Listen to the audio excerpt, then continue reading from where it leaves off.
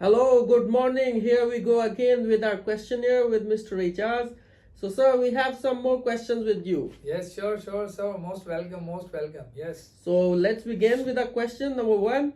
Can you please tell what is the difference between heparin induced thrombocytopenia, which is HIT, and heparin resistance? Very nice question, beautiful question. I think I will try to explain you about the HIT, which you said heparin induced thrombocytopenia. Yeah. And you want the difference between a And heparin resistance. heparin resistance. Okay.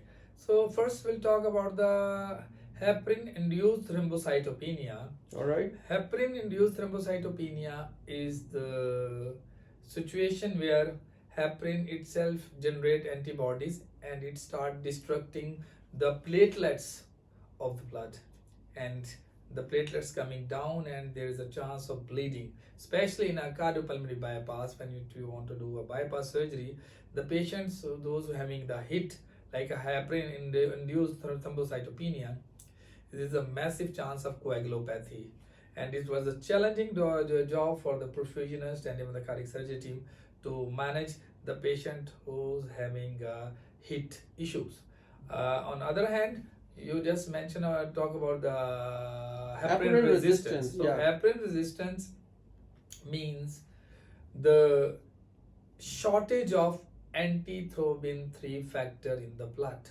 So mean the function of heparin is not appropriate, so we can't able to generate ACT level which we require during the bypass surgery. So with the those patient who having the resistance is really a challenging.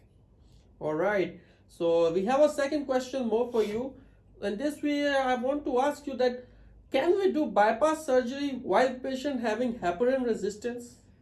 Yes, we can do bypass surgery the patient who have the heparin resistance, but for the bypass surgeries, first of all you need to change the drug. Instead of using the heparin, you can use the alternate of the heparins like bevelrodine, or if you want to use the heparin, still you need to add FFP, fresh frozen plasma, to transfusion to the patient, so the blood get antithrombin 3 factors where heparin can work.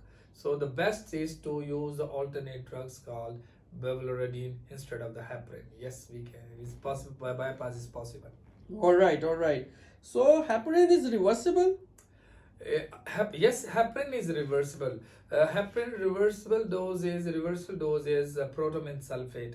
But I just want to highlight here, if you are using bevelrodine example instead of heparin, there is no reversal of bevelrodine. So if you are using bevelrodine during the bypass, then you have a really again challenging task to manage the coagulopathy. For this you need to transfuse the whole blood or blood clotting factors, so that the ACT level, the activity clotting timer level become in a normal ranges, because during the bypass, of course, your bleeding point is on a higher side. Your ACT is more than 450 seconds. To become in a normal range of like 100 to 150 seconds, of course, there is no reversal dose available for the bevelrodine. So you need to manage through the blood clotting factors and whole blood.